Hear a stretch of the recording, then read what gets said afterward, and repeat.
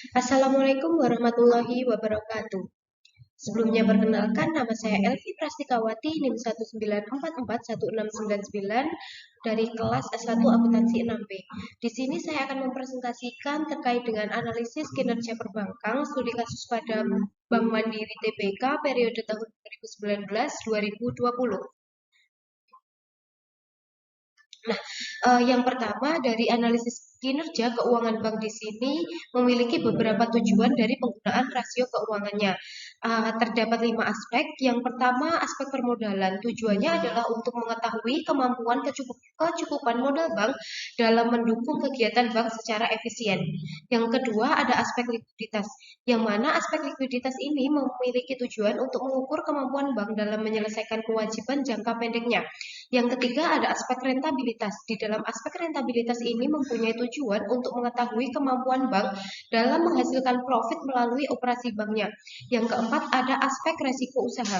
Aspek resiko usaha ini mengukur kemampuan bank dalam menyanggah risiko dari aktivitas operasi. Dan yang terakhir ada aspek efisiensi usaha. Aspek efisiensi usaha ini bertujuan untuk mengetahui kinerja manajemen dan menggunakan semua asetnya secara efisien ataupun tidak. Nah, yang pertama ada aspek permodalan. Di sini kita memilih dua penyelesaian untuk aspek permodalan. Yang pertama ada primary ratio. Untuk rumusnya sendiri ada equity dibagi dengan total aset dikali dengan 100%.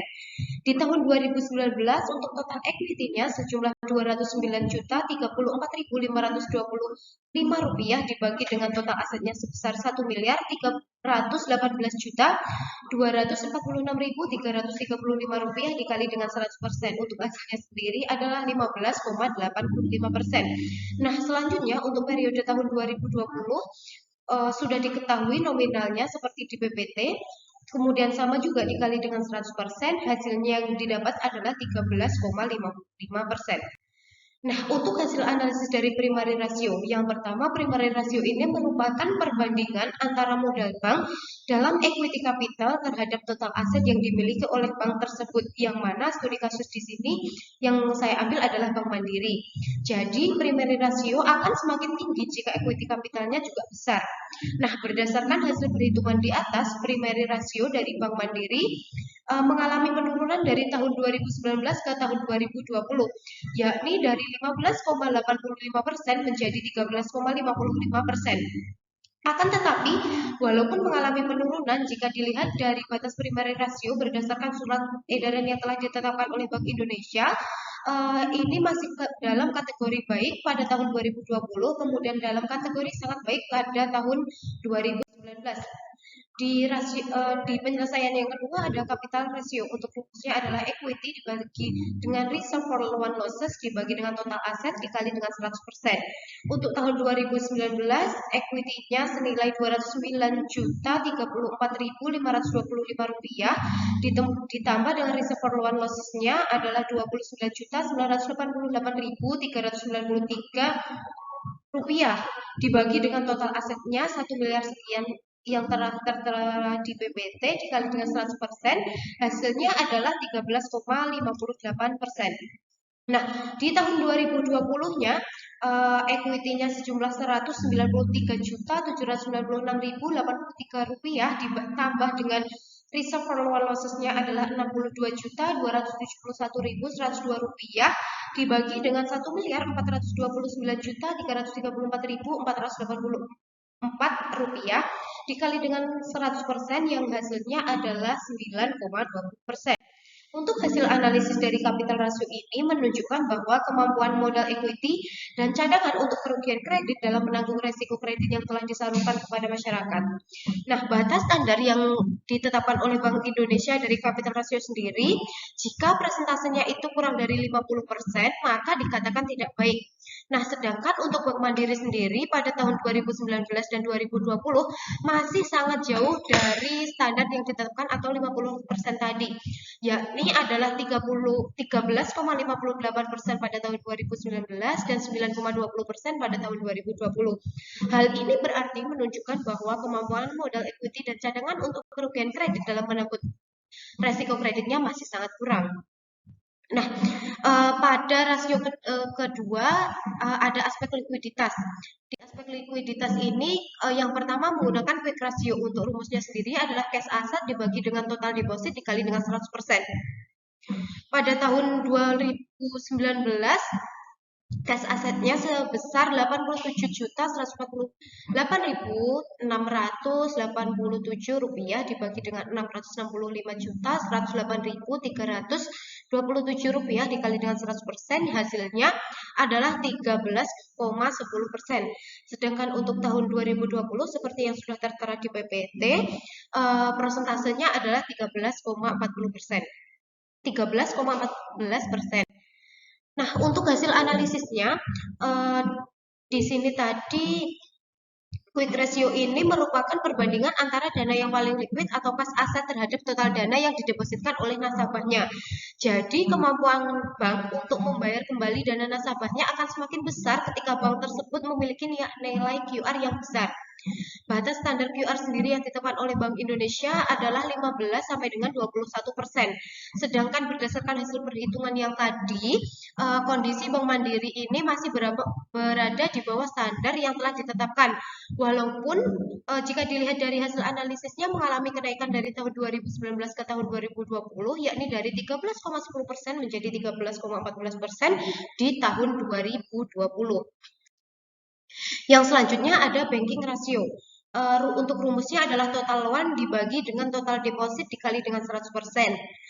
Untuk total loan di tahun 2019 nominalnya adalah 885.835.237 rupiah dibagi dengan total deposit yang nominalnya adalah 665.108.327 rupiah dikali dengan 100% yang mendapatkan hasil 133,1%. Untuk tahun 2020 total loannya adalah 870.145.465 rupiah dibagi dengan total deposit yang nominalnya adalah 748.623.623.699 rupiah dikali dengan 100% yang mendapatkan hasil sebesar 116,2%. Untuk analisis dari banking ratio sendiri, yang pertama banking ratio ini merupakan rasio yang menunjukkan tingkat likuiditas bank dengan membandingkan jumlah kredit yang disalurkan terhadap deposit milik banknya yang diterima oleh masyarakat. Nah, pada standar yang ditetapkan oleh Bank Indonesia adalah sebesar 85% sampai dengan 100%. Nah, sedangkan jika dilihat dari perhitungan tadi, ke analisisnya berdasarkan persentase dari tahun 2019 sebesar 133,1% dan pada tahun 2020 turun menjadi 116,2%. Hal ini menunjukkan bahwa hasil perhitungan tersebut berada di atas standar yang ditetapkan oleh Bank Indonesia, sehingga semakin tinggi nilai BR-nya maka tingkat likuiditasnya juga akan semakin menurun atau semakin rendah. Yang ketiga ada aspek rentabilitas. Di dalam aspek rentabilitas ini kita juga memilih dua penyelesaian. Yang pertama ada ROA. Untuk rumusnya sendiri adalah laba sebelum pajak dibagi dengan total aset dikali dengan 100%. Untuk nominal laba sebelum pajak pada tahun 2019 adalah 36.441.440 rupiah dibagi dengan total asetnya sebesar 1.318.246.335 rupiah dikali dengan 100% yang hasilnya adalah 2,76%. Sedangkan di tahun 2020 untuk laba sebelum pajaknya adalah sebesar 23.298.041 rupiah dibagi dengan total asetnya sebesar 1.429.334.484 rupiah dikali dengan 100% yang hasilnya adalah 1,69%.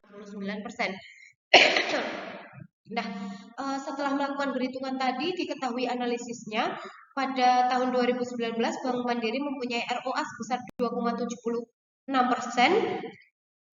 dan pada tahun 2020 sebesar 1,69%. Hal ini berarti mengalami penurunan rasio ROA, mengalami penurunan persentase ROA. Nah, berdasarkan standar yang telah ditetapkan oleh Bank Indonesia, tahun 2019 ini berada di kondisi yang sangat baik, kemudian pada tahun 2020 berada di kondisi yang baik. Karena seperti yang sudah saya katakan tadi, terjadi penurunan ROA dari tahun 2019 ke tahun 2020. Dengan adanya penurunan ini berarti menunjukkan bahwa terjadi penurunan efektivitas atau kemampuan bank dalam menghasilkan labanya. Nah, yang kedua, cara penyelesaiannya ada ROE.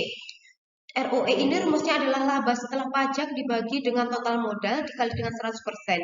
Untuk tahun 2019 sendiri, laba setelah pajaknya sebesar 28 juta 445.592 rupiah dibagi dengan total modalnya sebesar 209 juta 34.525 rupiah dikali dengan 100% yang mendapatkan hasil persentase sebesar 13,61%.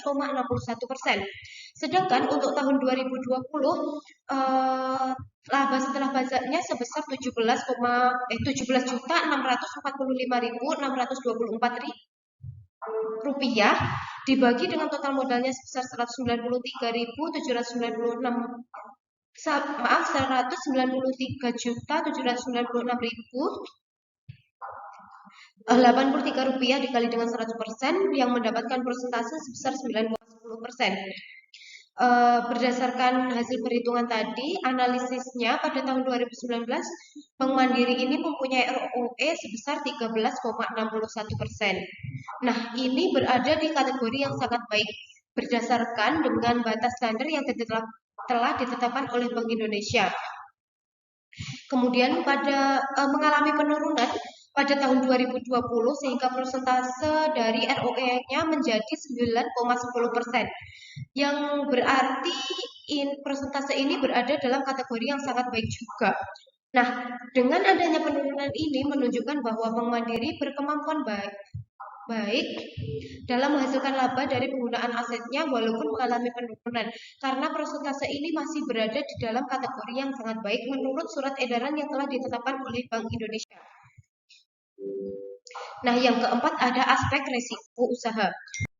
Nah, selanjutnya di aspek resiko usaha yang pertama saya menggunakan penyelesaian kredit risk. Untuk rumusnya adalah bad debt dibagi dengan total loan dikali dengan 100%. Untuk bad debt di tahun 2019 nominalnya adalah 29.998.393 rupiah dibagi dengan total loannya sebesar 885.835.237 rupiah dikali dengan 100% yang nominalnya adalah 3,38%. Nah, untuk tahun 2020 seperti yang diketahui di slide, untuk nominal bad debt-nya adalah 62.271.102 rupiah dibagi dengan total loannya sebesar 870.145.165 rupiah dikali dengan 100% sehingga persentase yang didapatkan adalah 7,15%. Untuk hasil analisisnya pada tahun 2019 Bank Mandiri mempunyai credit risk sebesar 3,38%, kemudian mengalami peningkatan pada tahun 2020 menjadi 7,15%. Dengan adanya peningkatan rasio ini menunjukkan bahwa terdapat peningkatan risiko kerugian akibat terjadinya kegagalan nasabah atau pihak lain yang memenuhi kewajibannya kepada bank sesuai dengan perjanjian yang telah disepakati di awal. Untuk cara yang kedua, saya memilih menggunakan aset risk. Untuk rumusnya adalah equity dibagi dengan total aset dikurangi dengan cash security dikali dengan 100%. Untuk tahun 2019, ini kita langsung hitung untuk equity-nya sebesar 209.034.525 rupiah dibagi dengan total aset dikurangi dengan cash security yakni sebesar 1.318.246.000 di 335 rupiah dikali dengan 100% yang hasilnya adalah 16,40%. Kemudian untuk nominal di tahun 2020 equity-nya adalah 193.796.083 rupiah dibagi dengan 1.429.334.448 rupiah dikali dengan 100% yang mendapatkan hasilnya adalah 14,9%.